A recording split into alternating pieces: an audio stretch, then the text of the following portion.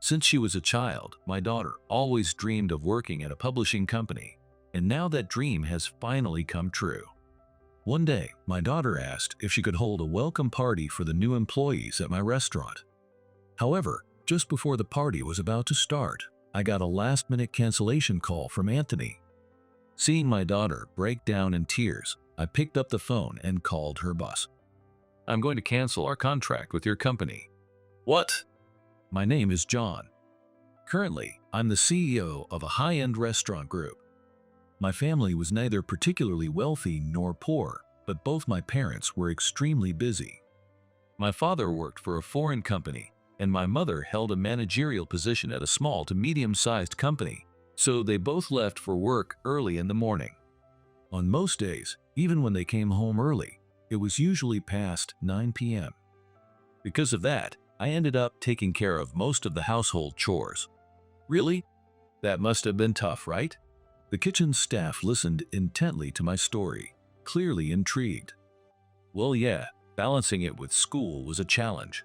But if I didn't do it, the house would have turned into a mess. It's kind of like how people suddenly learn to take care of themselves when they start living alone." "I see. So, did your experience with household chores make you realize the appeal of cooking, and that's why you joined this industry?" "Huh? Well, I didn't hate cooking, but that wasn't the reason I got into this business." "Really? Then, what was the reason?" It's nothing special, really. Like I said, both of my parents were busy. But there's only so much a person can take. So one day, my mom got sick from overworking." "Oh, I'm sorry for asking personal questions." "No, it's fine. It was just temporary, and she's doing well now. But back then, I made some food for her. I can't remember exactly what it was. Probably porridge or something." "I see." She was so happy about it, even though she wasn't feeling well and didn't have much of an appetite. She kept saying it was delicious and ate it all up. That's when it hit me. That was probably the moment I fell in love with cooking. "That's a beautiful story." "Really? Thanks." As we were talking, our break ended, and we went back to work. Since it was a weekday, business wasn't too hectic, and we closed without any issues. While we were getting ready to leave, one of the staff members who had been listening to my story earlier came up to me. Apparently, they wanted to hear more about my past. We decided to continue the conversation at a nearby pub. "Are you really that curious about my life? It's not exactly a dramatic roller coaster story, you know." "That's okay. Hearing how someone built a business from the ground up is valuable to me. It might even help me shape my own future." "Fair enough. All right, where did I leave off?" "You were talking about how you first got into this industry." "Right, let's pick up from there." So, I started reminiscing about the past. Until I graduated from high school, I kept up with household chores while also studying cooking. After graduation, I managed to convince my parents to let me attend culinary school. My mom was all for it from the start, but my dad was a bit of an academic type, so persuading him was tough. After finishing culinary school, I worked at various restaurants to hone my skills, and eventually, I spent about 7 years training at a renowned restaurant before going independent in my 30s. "I see, and now you're the CEO of a restaurant group with 10 locations in the city." "That's impressive. It's a bit embarrassing to say it myself, so thanks for putting it that way." "Does training in a prestigious restaurant really make that much of a difference in skill development?" "Absolutely. The environment around you has a much bigger impact than you might think." "Thanks for sharing. I really learned a lot." We continued chatting casually for about an hour before calling it a night. I'm glad they see me as a role model, but maybe I should have been more honest about the hardships too. Still, I didn't want to put a damper on their enthusiasm. Now, I am the CEO of a restaurant group with 10 locations in the city. By most standards, I am considered successful, but I have sacrificed many things to get to this point. I sacrificed my teenage years, friendships I could have formed during my school days, relationships that could have lasted a lifetime, and even my family. It was back when I had just started my own business. At that time, I was already married, but since I was an unknown person trying to go independent, I prioritized work over family. Back then, Nothing mattered more than getting the restaurant up and running. I was sleeping about 3 hours a night, if that. Thanks to those efforts and a bit of luck, I managed to build the position I have today. But I'm fully aware that I caused a lot of trouble for my family in the process. Since neither my wife nor my daughter ever complained, I let that become an excuse to neglect them. To others, I probably looked like a lousy dad who abandoned his family. And honestly, I can't make any excuses for that.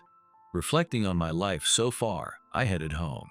My wife, Mary, was already asleep, while my daughter, Sarah, was staring at her laptop in the living room.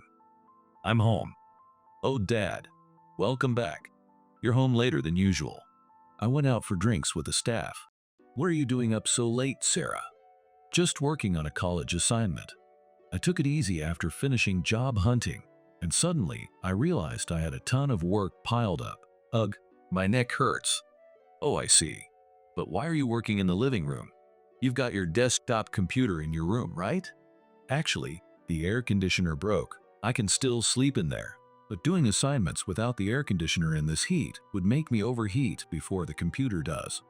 That makes sense. Did you already call for repairs? Yeah, but since it's a busy season, they won't come until the beginning of next week. That sounds rough. You can lay out a blanket and sleep here if you want. Really? Thanks. Of course. Just don't overdo it, okay? Got it. And with that, Sarah went back to staring at her laptop. As I took a bath and got ready for bed, I heard Sarah's voice coming from the living room. Ah, finally done. Oh, you finished? Yeah, it's 11:47 now. If I had been a little slower, all my hard work would have been for nothing. Wait, was the deadline today? Of course. Otherwise, I wouldn't have been so desperate. If I ended up repeating a year because I didn't have enough credits, all that job hunting would have been for nothing. By the way, where are you going to work again? Oh, didn't I tell you? A publishing company. It's not a big one, though. A publishing company, huh? That suits you. Sarah has always been passionate about books. Ever since elementary school, she would spend any free time in the library or a nearby bookstore, and she even went on to study literature in college. All right, I'm going to bed. I have an early class tomorrow. All right, good night. The next day at work, one of the staff members who had gone out drinking with me yesterday rushed over. Thank you for yesterday. I really learned a lot from our conversation. No problem. I'm happy to share if it helps. Thanks. Oh, and guess what? When I got home last night, I found a wedding invitation from a high school friend. I hadn't thought much about it before, but I guess it's around the time people start settling down. That's great news. Yeah, around this age, a lot of people start thinking about family. Speaking of family, your daughter Sarah is graduating this year or next. Has she decided on her career path yet? Funny you mention it. I just asked her last night. She's decided to work for a publishing company. Oh, that's great. It sounds like she's really thought about her future. I guess she didn't want to get into this industry, huh? Well, to be honest, I did hope she might, but from her perspective, the restaurant business probably seemed like something that always took priority over her. I guess it doesn't hold the best memories for her. I see. But that's just my selfish thinking. I'll support Sarah's decision wholeheartedly. Yeah, that sounds like the right move. And then, 6 months later, Sarah successfully completed all her credits, confirming her graduation. Starting in April, she would finally be working at her long-awaited publishing company. Today, to celebrate Sarah's graduation and new job, the whole family went to a nearby restaurant. Congratulations, Sarah. When you were buried in college assignments, I was really worried you wouldn't make it to graduation, but it looks like you pulled it off. Yeah, seriously. I have to admit, my last-minute concentration was pretty impressive. I'm so glad for you, Sarah. Getting a job at a publishing company, ever since you were little, you were always reading whenever you had free time. Thanks, Mom. Now that you mention it, that's true. Do you have anything specific you want to do at the publishing company? Well, I'd like to work in the planning department, I think. I haven't really figured out what kind of projects I want to work on, though. I see. I'm looking forward to the day I can read a book that you planned. Me too. Thank you, both of you. After that, We continued chatting about random things, and the celebration came to an end. Then, 2 weeks later, Sarah graduated from college without any issues and started working at the publishing company in April. Sarah was assigned to the sales department. Apparently, at her company, all new employees are placed in sales for about a year before being assigned to their actual departments. Sales is really tough. Hearing about it and actually doing it are two completely different things. Is it hard to land contracts? Yeah, kind of. I'm right in the middle in terms of performance, but I'm not making much progress. Well, want me to give you some tips on sales? Wait, Dad, you know about sales? What do you mean? Wait. What's with that reaction?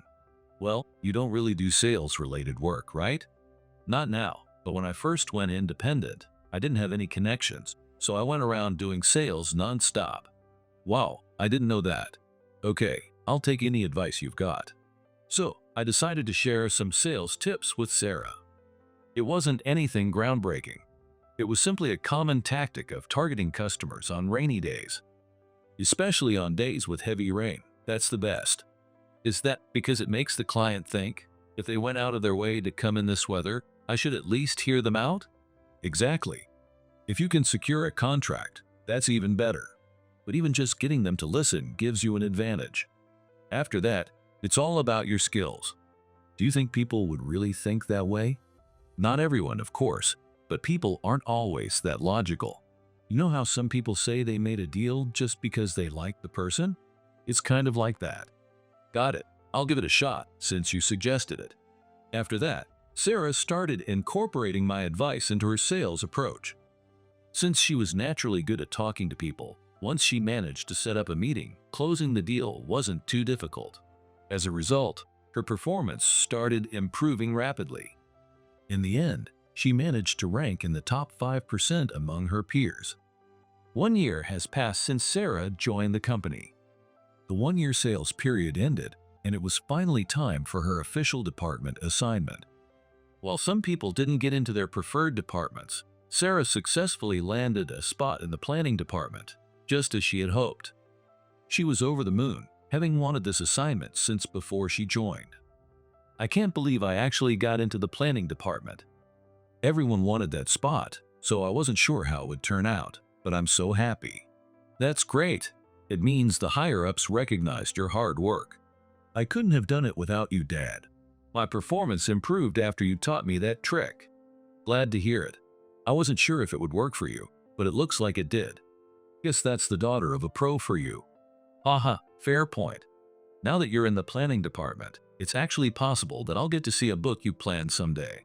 Yeah, I don't know when I'll get to lead a project myself, though. Still, I'll be looking forward to it. Now that Sarah was part of the planning department, she devoted herself to her work even more. She took on even the smallest tasks without complaint, doing everything she could to make projects succeed. It was clear to anyone watching how dedicated she was. And about a year has passed since she joined the planning department. Finally, Sarah was selected as one of the project planning members, allowing her to put her ideas into action. Then, Sarah collaborated on a publication project for her company and a partnership with a well-known corporation, both of which turned out to be huge successes. Among them, Sarah's idea stood out and was exceptionally well received, becoming an unprecedented hit within the company. I can't believe it was that popular. Honestly, I just blurted out what came to mind without overthinking it. Sometimes that's how it works. Ideas that resonate with people often come naturally. In the world of artists, it's not uncommon for a song made on a whim while drinking to become a bigger hit than something they spent a week perfecting. Is that how it is? Yeah, that's how it is. But you know, being a working adult is harder than I thought.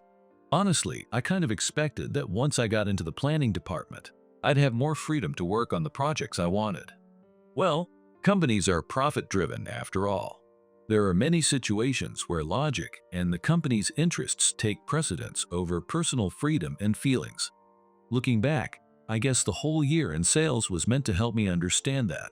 I didn't fully grasp it at the time, though. That's normal. Not many people truly understand that in their first year on the job. Fair enough. But actually, there's something I wanted to ask you today. Something you want to ask me? Her request was to do a tie-up project between my restaurant and her company. Apparently, since the previous collaboration with a well-known corporation was a big hit, her company wanted to pursue a similar concept this time around. I see. I understand how the project came about. Thanks. So, what do you think? As your father, I'd love to say yes right away. But since it's a business partnership between companies, I can't make a decision on the spot. Oh, I know. I'm not asking you to decide right now, and I just wanted to let you know that this is one of the ideas being considered. Got it. Since it's a branding issue, I'll discuss it with my company and get back to you. All right, I'm looking forward to a positive response. With that, the conversation ended for the moment. Over the next few days, we carefully considered whether the tie-up would damage our brand image and whether it would bring any benefits. Still, it's really well thought out. The proposal shows respect for the collaborating company rather than just using them for profit. Honestly, I'd love to have someone like Sarah working for us. In the end, we concluded that the benefits of accepting the proposal outweighed the risks, so we decided to move forward with the tie-up, presenting a few conditions. So, we decided to accept the tie-up proposal with some conditions. I guess your company has already told you? Yeah, thanks for agreeing. Honestly, everyone in my department thought it was a long shot. Well, the proposal was well prepared. I judged that the potential downsides were minimal. By the way, was it your idea to collaborate with my restaurant? Yeah, the idea to team up with your restaurant was mine. I just suggested it, though the senior members helped fine-tune the details. I thought so. It seemed a bit too polished for something you'd come up with alone. Hey, what's that supposed to mean? Oh, don't worry. You'll learn the finer points as you gain experience. No need to stress about it. At Sarah's request, we agreed not to disclose our father-daughter relationship, as it could lead to complications, including jealousy from colleagues. Yeah, if people knew we were related, it would just cause unnecessary trouble. It's better this way. In addition to the tie-up proposal, Sarah asked if she could use my restaurant next Wednesday. Apparently, they were planning a welcome party for new team members, and she wanted to use my restaurant as the venue. Would it be okay? I really want to make it a special event to welcome them properly. For my beloved daughter, of course. Wednesday shouldn't be a problem. Really? Everyone's going to be so happy, thanks. I caused you a lot of trouble back then. It's not much of a way to make up for it, but this much I can do. Now, what kind of dishes should I prepare? Thinking about Sarah's excitement, I started making preparations. Finally, the day of the welcome party arrived. Sarah, who needed to coordinate the party, arrived at the restaurant a bit earlier. Since I had reserved the entire place for the event, I was busy setting things up. But about 5 minutes before the scheduled time, I started to feel something was off. Hey Sarah, it's almost time, but no one's here yet. Are you sure everything's okay? Yeah, I noticed that too, but they're not the kind of people who'd bail without notice, so it should be fine. Saying that, Sarah tried to put on a brave face. But deep down, she was clearly anxious because she had been restless for a while. Then 7 p.m. arrived, which was the agreed time. In the end, no one showed up at my restaurant except for Sarah. What's going on? Sorry, Dad. I'm going to make a quick call. Saying that, Sarah hurried out of the restaurant. A welcome party that's supposed to be a celebration is already feeling pretty gloomy. Is this really going to be okay? While I was worrying about the situation, Sarah frantically called one of her colleagues. Hello? Where are you right now? Today's supposed to be the welcome party, right? Huh? Where am I? I'm on my way to the party venue. Wait right now.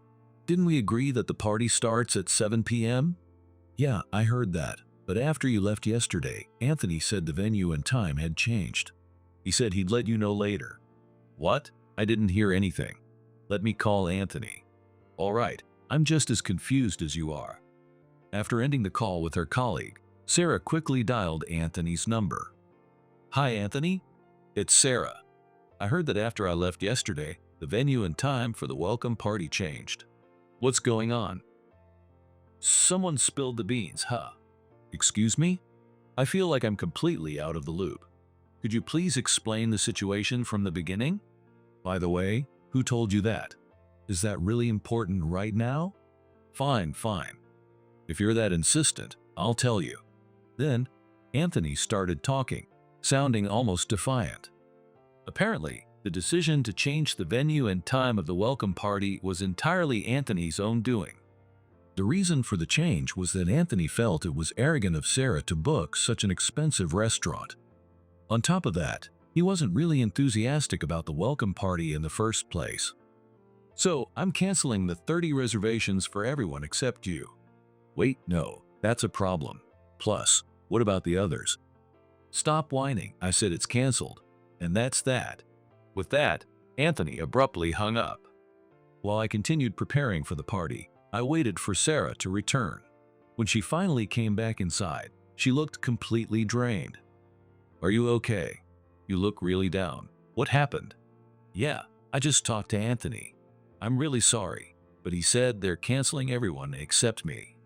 Barely able to force out the words, Sarah explained that the other 30 people had canceled at the last minute.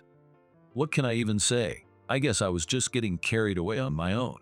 Maybe I was just being foolish, thinking everyone was as excited as I was. I'm really sorry, Dad. At that point, unable to hold back anymore, Sarah burst into tears. I'm so sorry, Dad. You even reserved the whole place for us. I'm really sorry. It's not your fault, Sarah. Nobody could have predicted this. I tried to comfort her, but Sarah just kept apologizing over and over. Since it was her idea, I could clearly see how much responsibility she felt. I really don't like doing this, but thinking that, I decided to make a call. The person I called was David. He's a high school friend of mine, and believe it or not, he's the current CEO of the publishing company where Sarah works.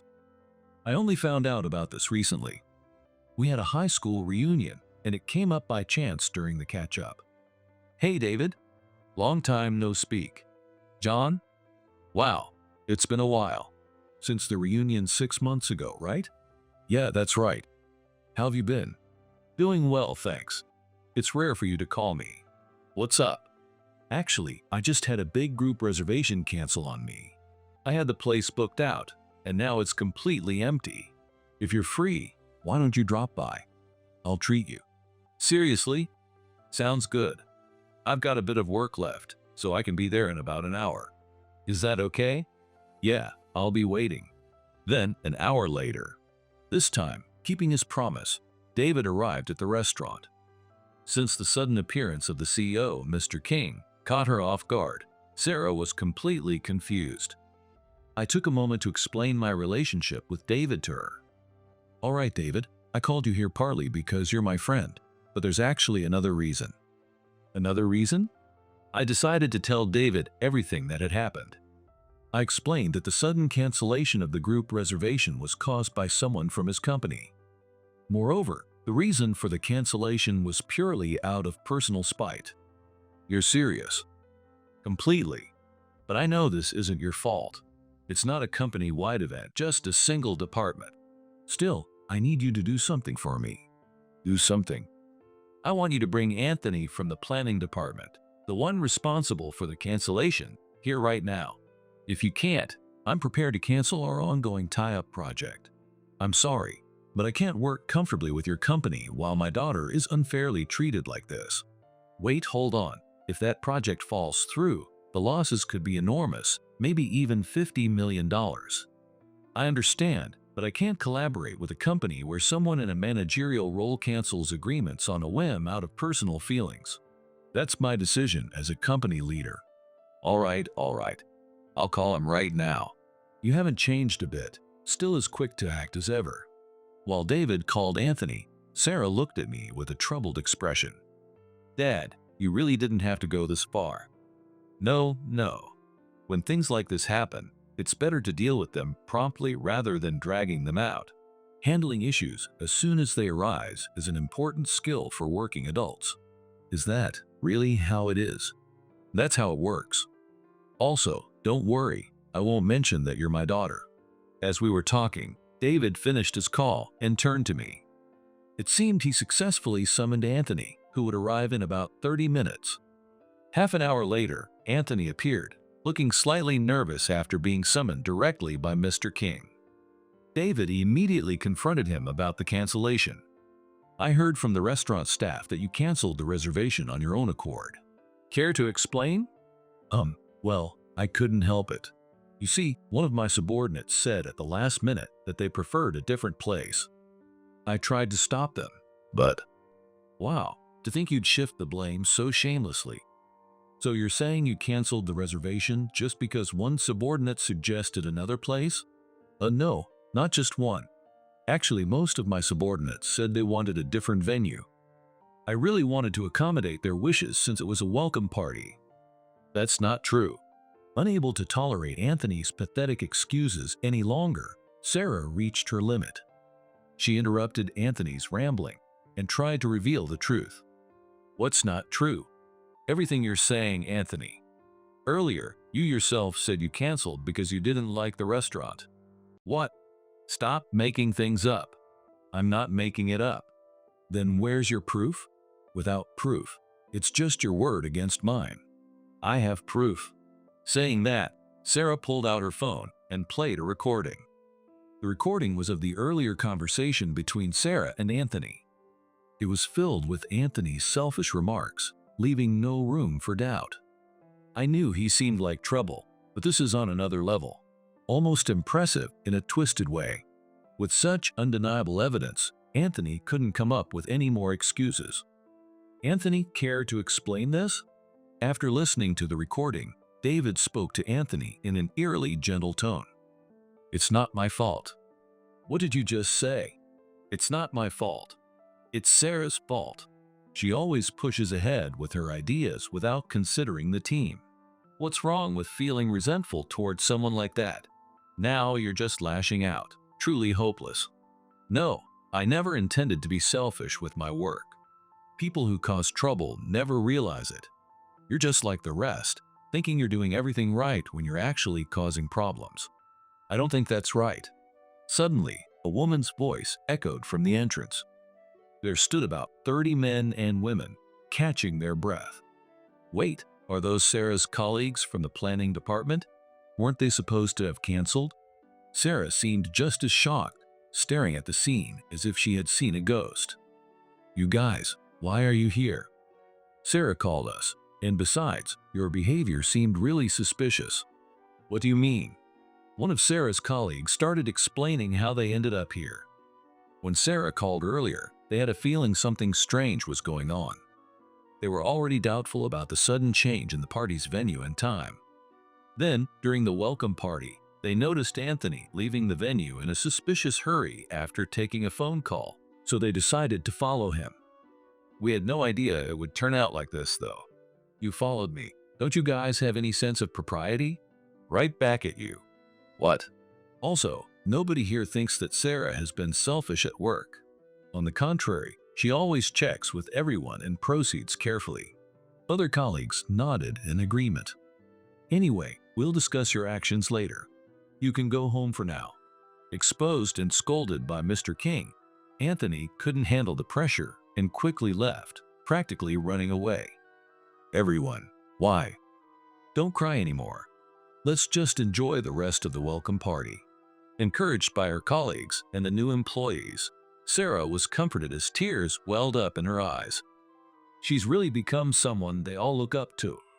Feeling proud of Sarah's growth, I brought over the platters that she had prepared. Despite the trouble earlier, please enjoy the rest of the welcome party to the fullest. With my words, the room erupted in excitement.